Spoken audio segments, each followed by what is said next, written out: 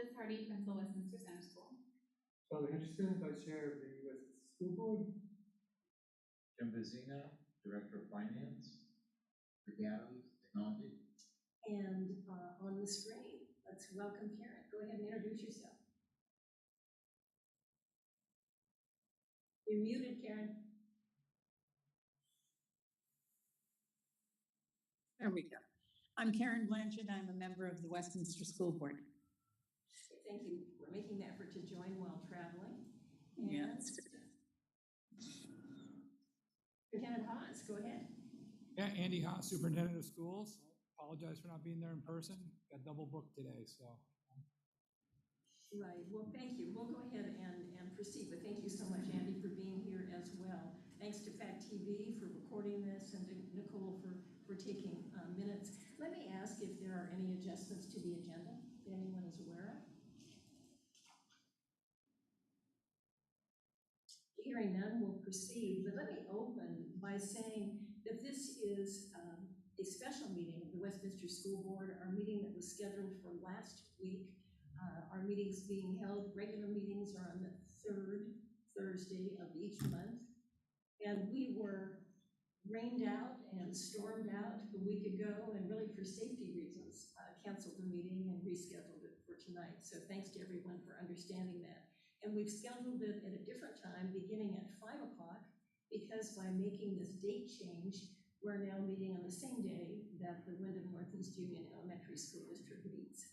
So we're going to be expeditious. We're going to move through those things that we need to accomplish in this meeting with a goal, really, of closing the meeting just a few minutes before 6 o'clock. So we have a lot to cover in the time allotted. Let me ask, I don't think we have anyone here to make communications from the, make public comments from the public, but Ricky, you see none. With that, the first order of business is to review and approve board minutes, and I noticed that the actual agenda has dates that don't apply to Westminster. The meeting minutes that we have to approve are those from June 9th, and I'd entertain a motion to approve the minutes from June 9th. Charlie has moved. We don't need a second. Any discussion, any corrections? No corrections. I saw none as well, so let me simply ask all those in favor of approving the minutes signify by saying aye. Aye. Aye.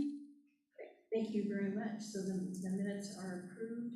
And let's move then quickly to the reports. And I'll say as a preface, this is not to diminish the length of time either Superintendent Haas or our Director of Finance, Mr. Vizina, would speak, but I think one of the most important reports tonight is to hear from the principal, since we're getting so close to the beginning of the school year, but not diminishing whatever you need to say.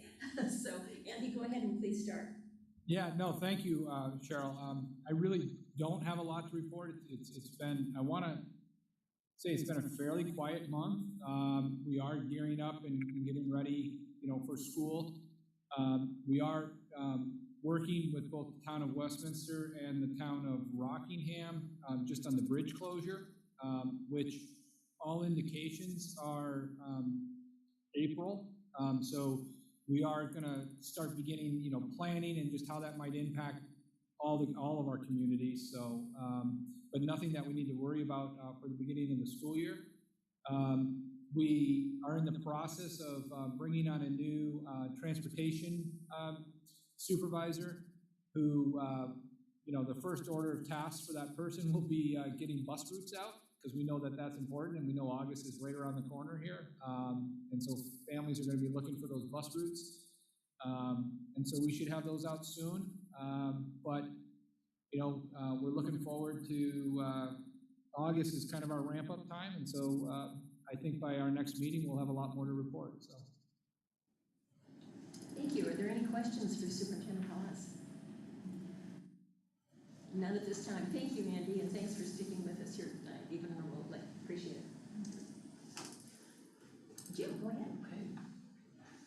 Thank you.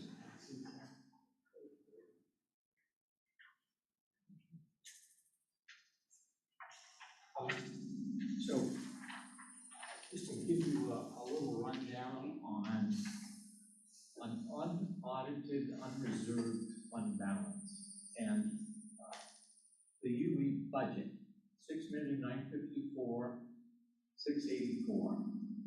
And what was expended of that was 6,140,804. So it gives a balance of the 813,880. And if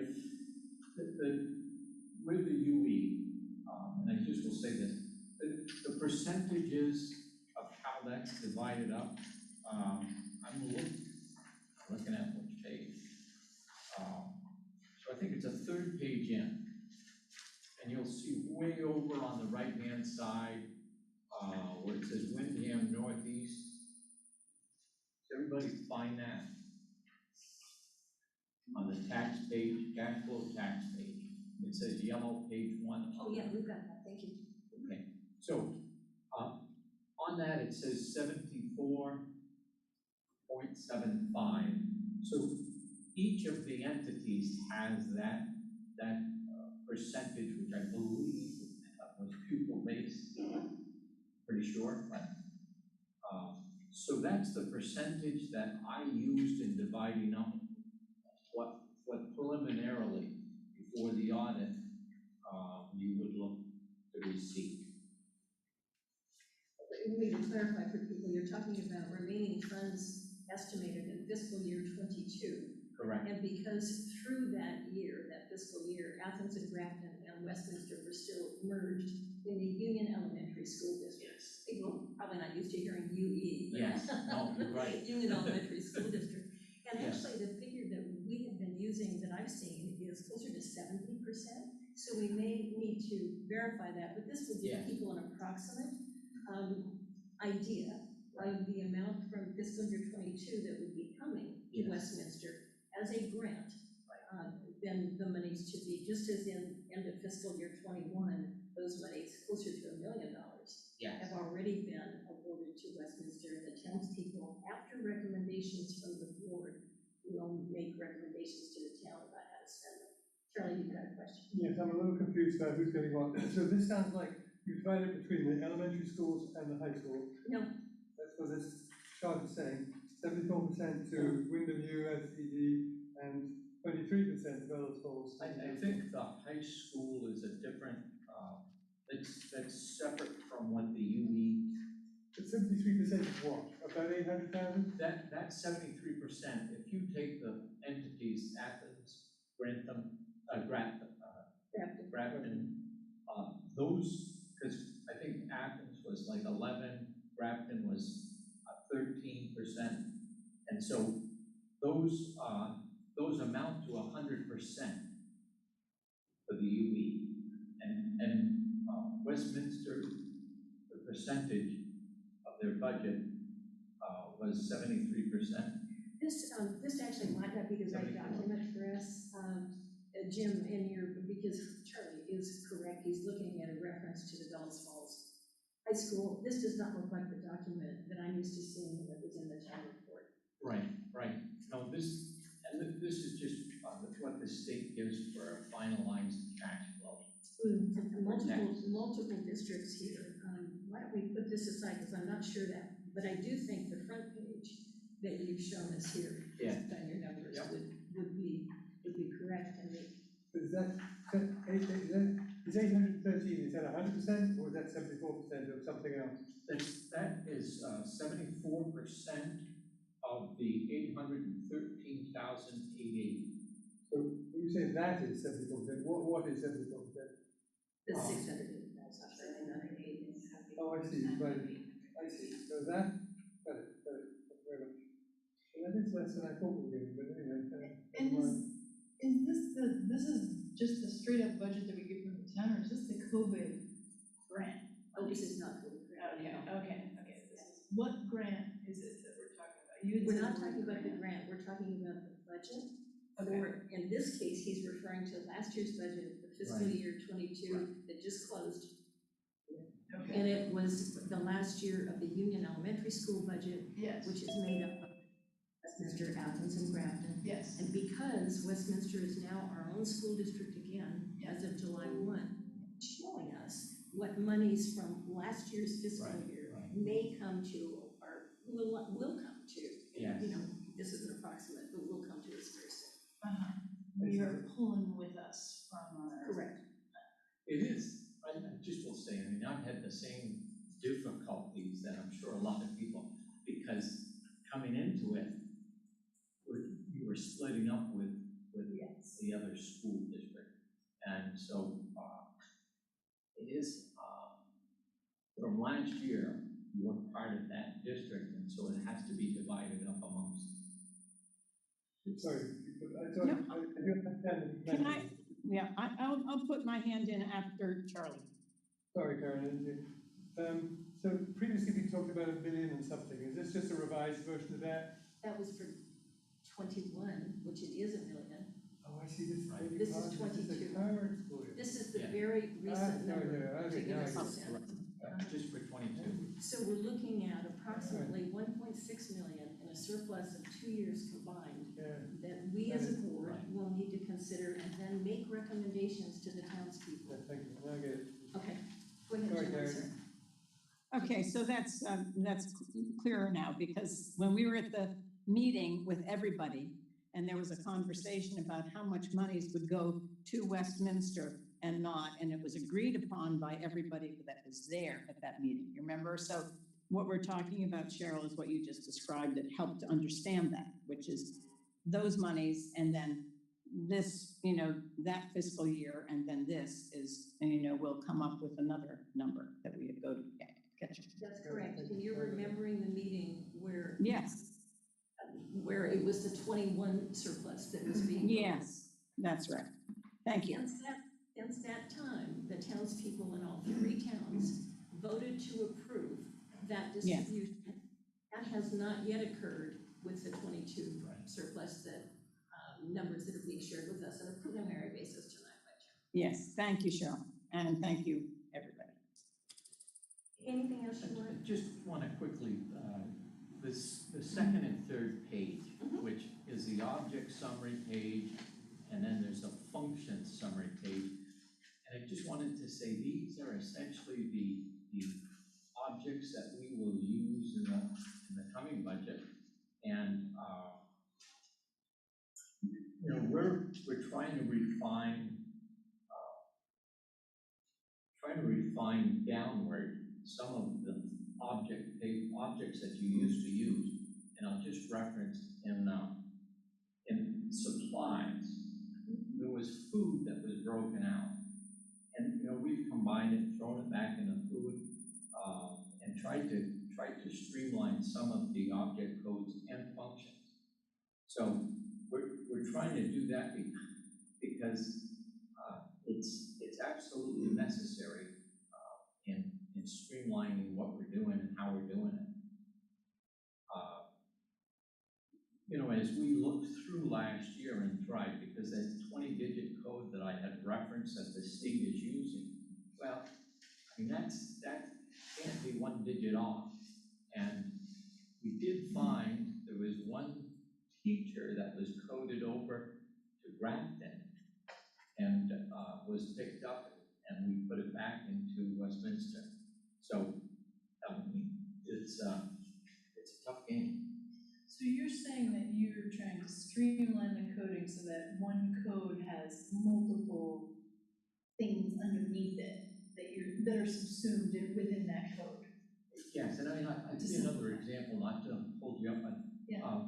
Guidance and nursing, the teachers that are in both of those entities.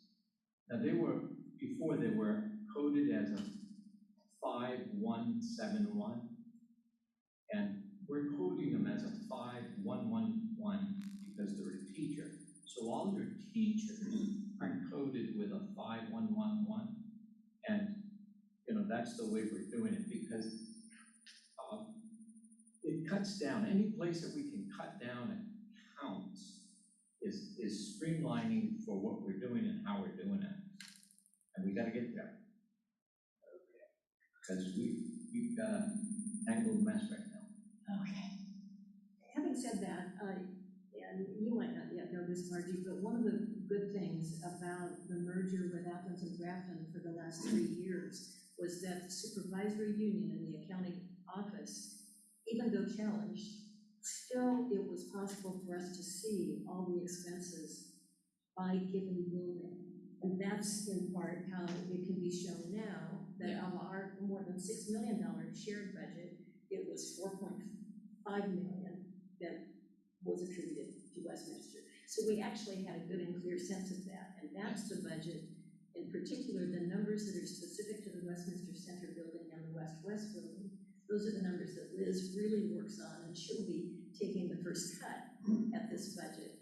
Jim is giving us some preliminary suggestions, saying that the SU office is going to help us. Having said that, you know, it starts with Liz as the principal to really take a good and hard look. The last thing I'd quickly point out is what Jim just gave us. You'll see in the second and the third pages, adopted 23 budget on both pages. That is the $4.6 million budget is the budget the townspeople of Westminster voted to approve, and that is where we start this fiscal year now. So it's exactly consistent with what was approved. That's right. And you had also asked about Cognos and the Cognos report. And I don't know if Ricky wants to give an update. I do not do anything with Cognos. And the only reason I say that is I called Ted Bates at the Agency of Education and I said, Ted, what, you know, I want to understand that. And he said, look, he said, you're new in the game. He says, this Cognos is so complex, you'll never understand it without going through an extensive training and course. So, Ricky, what's the question? The question was, I had asked for all board members every 2 weeks to get the report that we had gotten from Cognos that simply shows the budget figure, what we've spent to date, and what's been encumbered to date. And so it's still not set up, at least for us to see, the Westminster budget, and that was my question, and you may know. Okay, we can look into that. Okay, I just want all of us to be able to track the numbers every 2 weeks as we had previously been seeing. Is it working all for this fiscal year or? Not for Westminster. Okay. The numbers we were sent were for Grafton. I have one other question. Okay. So on that first page, this is a surplus we're talking about. Correct. Yes.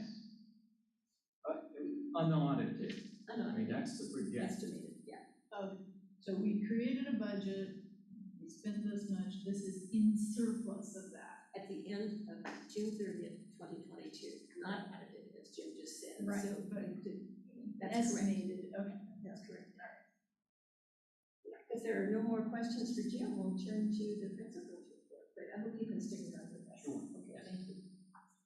Yeah, we've had quite a busy summer, actually. We started in June. A group of administrators went to the Best Institute in Killington, Vermont. I went with Judy Boresky, who will be our restorative practices teacher here in Westminster. And the Best Institute is an annual 4-day conference that focuses on improving school systems by learning about new strategies and practices that emphasize positive, research-based strategies to support all students. Judy and I spent much of this time discussing and planning the opening of our reconnection room to have a restorative, proactive approach starting at the beginning of the school year. We had our summer camp, well, it's still happening, starting from July 5th, going till August 5th. And we are at capacity with 75 students every week. The mornings are more academically focused, and the afternoons rotate by theme, like a science theme or nature, art, gardening. Every Wednesday, campers swim at the BF Rec, and every Friday they go on a field trip to a trampoline park or bowling, or I think tomorrow they're going to Swan Lake in New Hampshire. It's been really wonderful. We've had great turnout. That is Westminster and Grafton, and I believe there are 18 participants from Grafton, and then the rest are Westminster students. We're also lining up professional development for our teachers for the fall. We had responsive classroom, the introduction course last year. We'll be moving into the advanced course in the fall. And any new staff coming on board from Westminster were asked to take the introduction course this summer, so they'll be up to speed starting in the beginning of the school year. They have 2 days in August, a day in September, and a day in January. It's a 4-day course in all. The other big news is our nature-based learning professional development. There's 7 staff members from Westminster who are part of this Learning Institute, and the opportunity is funded through ESSER, that's the COVID grant, and offered through Antioch. And the purpose of this learning is to provide a foundation of understanding of the nature-based education, and this will take place the week of August 8th, right here in Westminster. And it's really the first step of subsequent PD opportunities to enhance the understanding and the practice of nature-based learning strategies. We have a whole SU, really.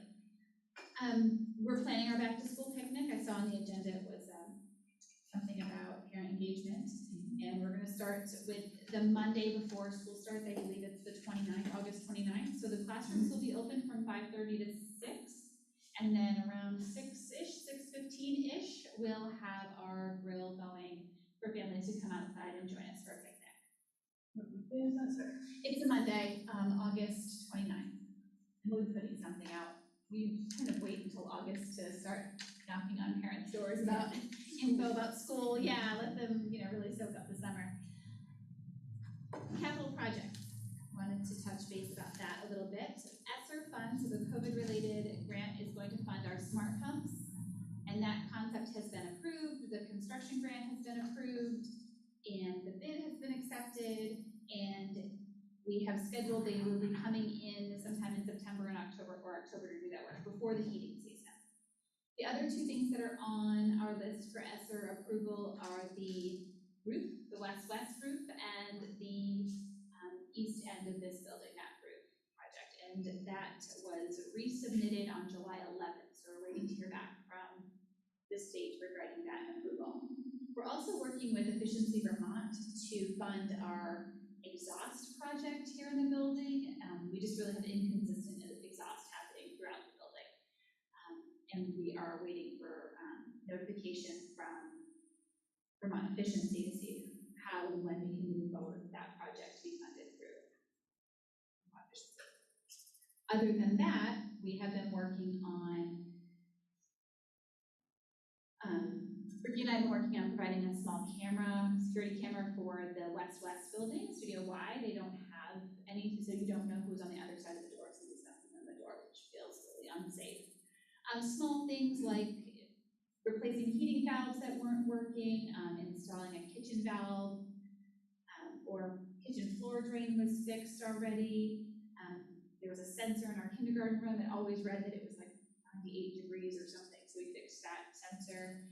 And one thing that we might want to think about too is to bring in a second oil tank. If you remember last year, we were burning a lot more oil than we needed, and we have a 250-gallon tank that we were filling about every other day, which would mean that we had companies coming on the weekends, and it became a bigger issue. And the thought of having 2 oil tanks might be something we want to think about as a school, just for that peace of mind. Anything might happen. But other than that, those are our projects that we can have on board for this year. Any questions? Yeah. Sharon, any questions for me? I was on mute just to make it, no questions. Thank you so much, Lynn. Sounds fantastic. Smart pumps or heat pumps? Yes, yeah. I know you're still hiring a nurse, but Yes. is all other hiring successful and everything? Yes, we are also looking for a nighttime janitor, unsuccessfully. With all the teaching staff? Yes, all the other teaching staff is hired. Great. On board, yes.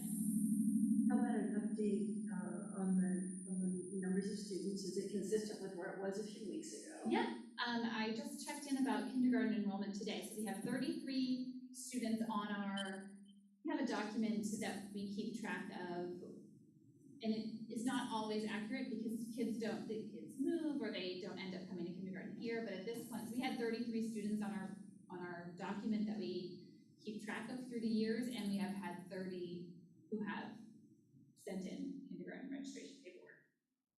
Yeah. Andy said he has one more thing to add. Outstanding. Andy, please. And thank you. And as Liz was giving her her update, I just remembered I wanted to just update the board and the public we had the state come down. They're conducting a safety audit for us.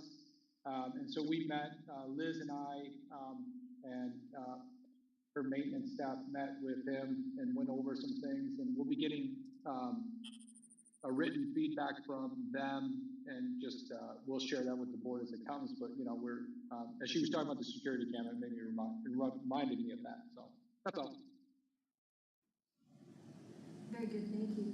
Could you, Liz, say more about the open house so that all board members might know about what would be entailed, please? Yeah, so we like to open our classrooms the Monday before the first day of school. This is an opportunity for families to come in, see the classroom, put a face with a name with their teacher, for students to ease some nerves that they might have on the first day of school. And then we also have a dinner outside for families to join us, and they can just eat kind of in our field and stay as long as they want. But we do close up the classrooms around 6:30. And you would like us to come to dinner? We would love as many community members as possible. We'd love board members to come, of course, yes. Well, so given that Fact TV is recording it, community members are welcome as well. Of course, yes, yes, the building will be open. And, you know, this is at a time when the building has been closed a lot for the last 2 years, so I think we really want to encourage, as you are, Yeah. community members to come, and certainly I would urge board members to come in person. This is, am I right? I'm not back until the 1st of September, so I'm going to have to make a plan, Liz, to come anyway, as I wanted to be able to meet the teachers, and we'll go through that, but I'm not gonna be able to make the open house, it sounds like, so I'm sorry to say. That's okay, we're very optimistic that we'll be able to lean into some of our traditions that Westminster has had before that we haven't been able to welcome families to. So I'll be reporting on that as the plans iron out. What about, for example, the all-school meetings? Does it look now as if those could be held? What you thinking of that? There's no guidance from the state that they can't be, and we would like to resume them in person. We were remote last year. We resumed the classrooms, which had its pros, definitely, but we would like to bring everyone together in the gym. So we'll still have to see, given the risk of the variant with COVID, there's still reason to be cautious. But what you just said, to reinforce it, is that you'll be looking for ways to involve community members to come. Yeah. And maybe it's in small groups, maybe it's not large groups all at once. Yeah, right. Yeah, just kind of opening the door slowly, right? I think it was last year where I wanted to do the picnic, and I was talking to Trish, how can we do our picnic? And she said, we don't have to do everything all at once. I go, okay, we don't have to do it. And we had the open house, but we didn't have the picnic. So I think we're just opening our doors a little bit farther this year. Any other questions? Yes, go ahead. Yeah, so you're talking about the heat pumps, the roof, the exhaust, and the second oil tank. Those are kind of like the big things. Yeah. And the heat pumps are part of the ESSER COVID money. Is the exhaust part of that too? We're hoping to fund that through Vermont Efficiency. Okay, not through, because it feels like exhaust should be part of that COVID-y get the air out grant. Yeah, I just think it could be, and I think we were just thinking if this is an opportunity, this is just another way we could fund it. Right. Yeah. Okay. And the second oil tank's probably not eligible for those COVID dollars. It's about $3,500, so it's about $3,500 to install from beginning to end. Okay. So I think it's not the amount either that you would need. I believe it has to be like 5,000. I see. To qualify for it. I'm just thinking, how could we use those? Right. Yeah. Okay, thank you. Anything else for this? Okay, well, we're all excited. Thank you, all the support for everybody coming back, and it sounds like things are right on track. Yeah, we're excited. Do you have, for item 7 on the agenda, any resignations or appointments? No, not this time. Okay. So looking at the agenda a little further, what you just said a few moments ago, though, about openings, we still then are looking for a nighttime janitor and a school nurse. Yes. For this school particularly. Yes. For this building for Westminster. Yes. And my way. I know. I was in my pediatric office with my own child. And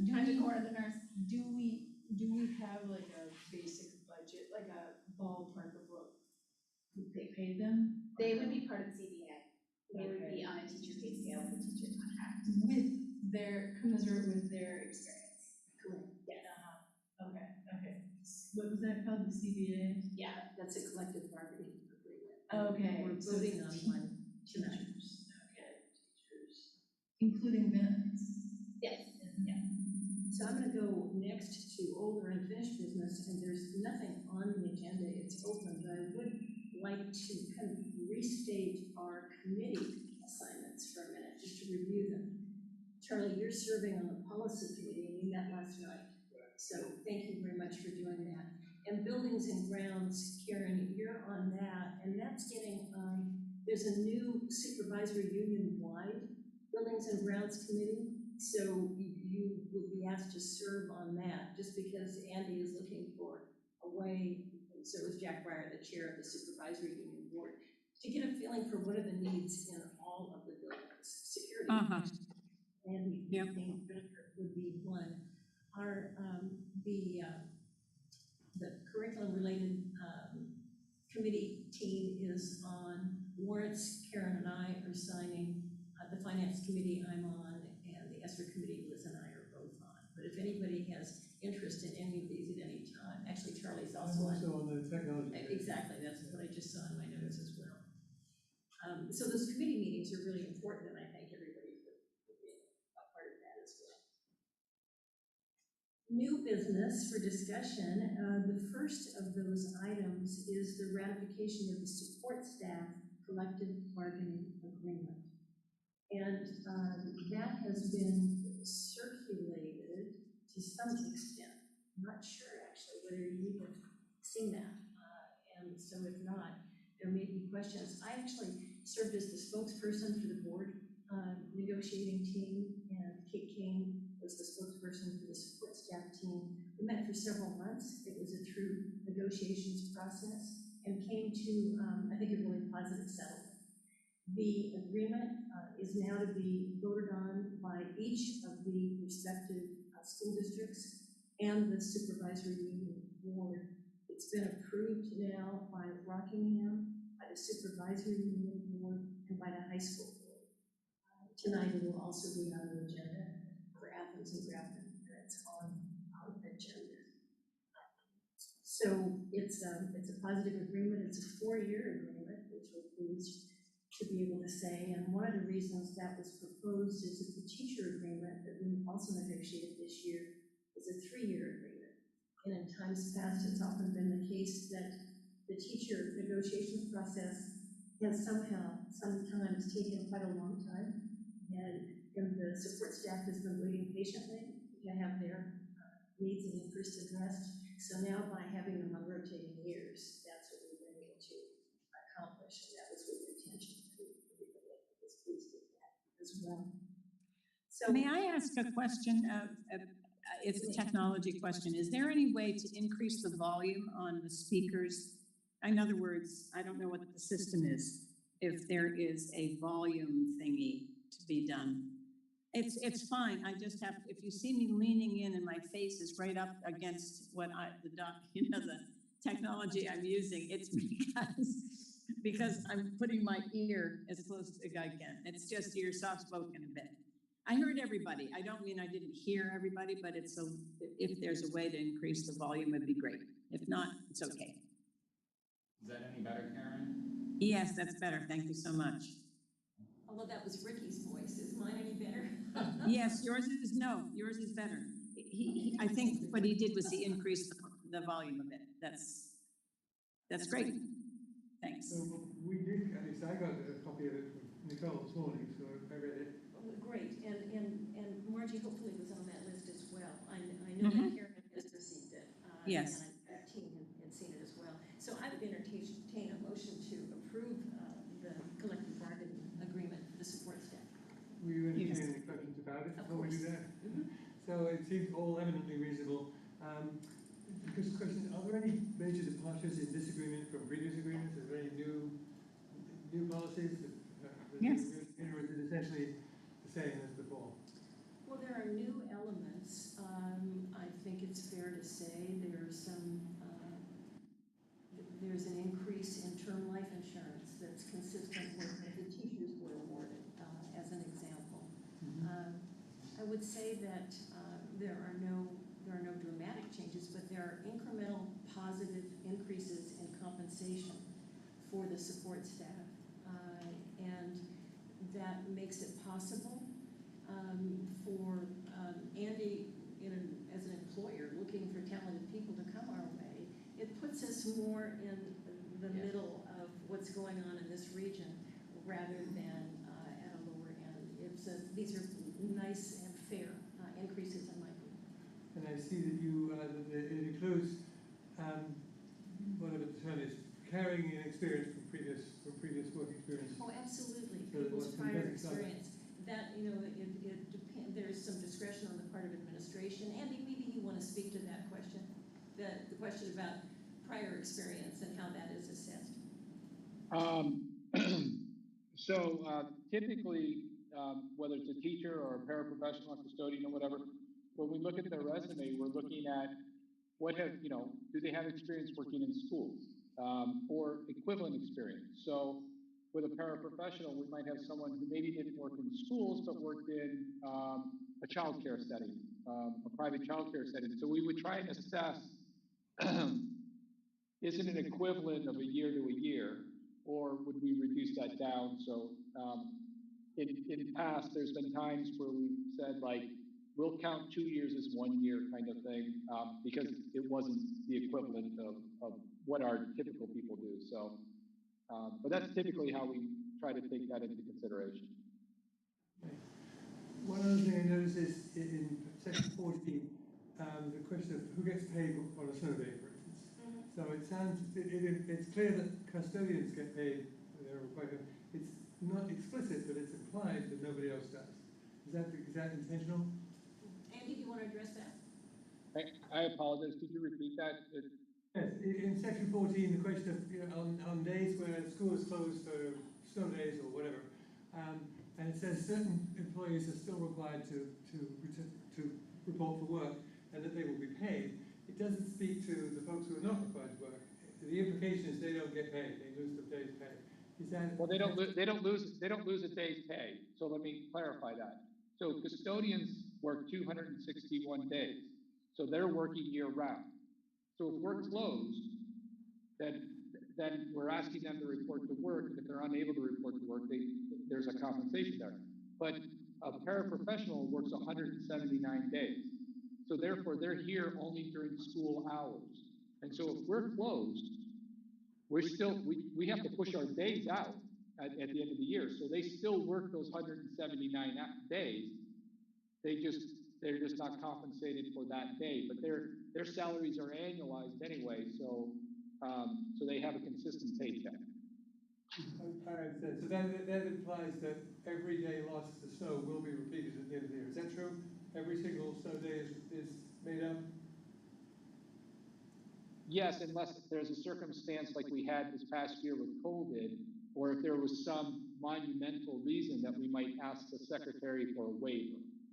So, but typically, if we have a snow day or a school closure for some reason, let's say, I'm going to make something up here, but let's say the transformer blew on the pole right outside of the school, and there was a safety hazard, so we had to close school for the day.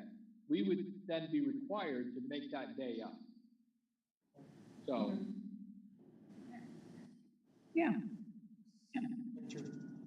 Was there a question? Did you have a question, Karen? Oh, no, I did not. Okay, thank you. Are there any other questions or comments? I don't know whether you moved. I know you wanted to have conversation, but did you put the motion? I didn't put a motion on. I asked if I was supposed to have the conversation first, but I'm not sure if that was in order or not. But you said it. Okay, so I'm done. Are you making the motion that we approve the? I will if you'd like me to. Yes. I make the motion that we approve the CBA, what is it called? Support staff collective bargaining agreement. Agreement as presented. Thank you. There is still time for. I second it. Okay, thank you, Karen. Thank you. I will comment that I didn't say this previously. The union, the people representing the support staff, have also already approved So, I have one question. Who's considered support staff? Paraprofessionals. Paras, janitors.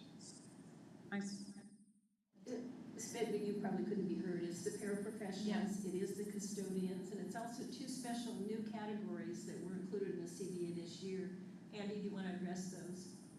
Yeah, so the speech language pathologist assistants, or SLPAs, and the certified occupational therapy assistants, both those groups, about 6 individuals, voted to have WNEA represent them, and so they were added to the collective bargaining agreement this year.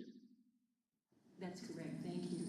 And I will say about changes, there is now a new category, in addition to the 2 new roles that Andy just described, who are now a part of this, the 2 specialty areas. There's also a category of paraprofessional 2, which is a way to differentiate people who have additional training and allowing us to compensate them at a slightly higher rate for their additional work and skills.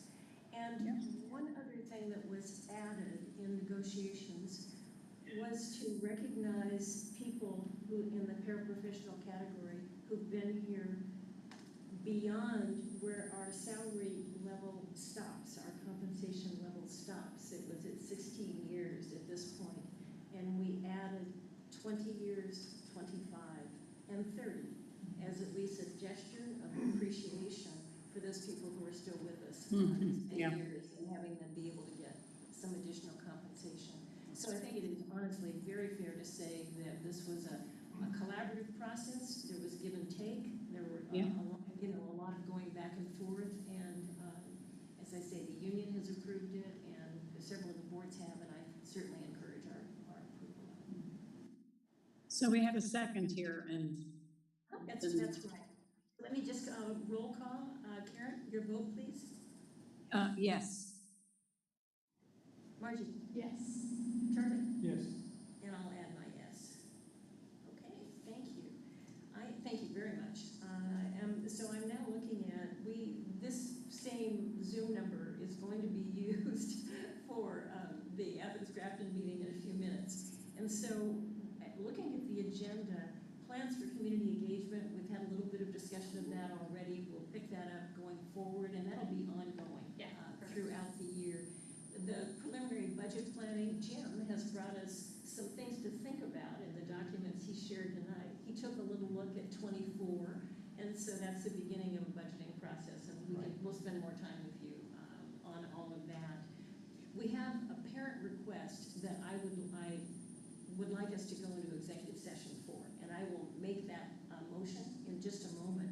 Before we do that, I think I would ask for director's comments. We'll go into an executive session. We'll come back out to report whatever action was taken in the executive session, and we'll aim to be done by 5 minutes of 6 with this, and look forward to a more conversational meeting going forward. But with that, may I ask for any director's comments briefly tonight, if you would like to? Yes, Charlie. Thank you, Cheryl, for your work on this CBA, and thank you for running a very slick meeting. You're so welcome. Right there. I second that comment. Okay, with that, I move that we go into executive session to discuss a matter, the premature knowledge of which would, what is the language I'm looking for? It would, public knowledge would prejudice the outcome in some way, either for the board or the person involved. And this is a student-related matter, and so that's the reason for the executive session. With that, Fact TV will be back in probably 5 minutes. And Jim, you can stay with us. This is fine. Andy, you can stay if you'd like. Obviously, Karen, and I think we're set. It's just Fact TV to go into the waiting room.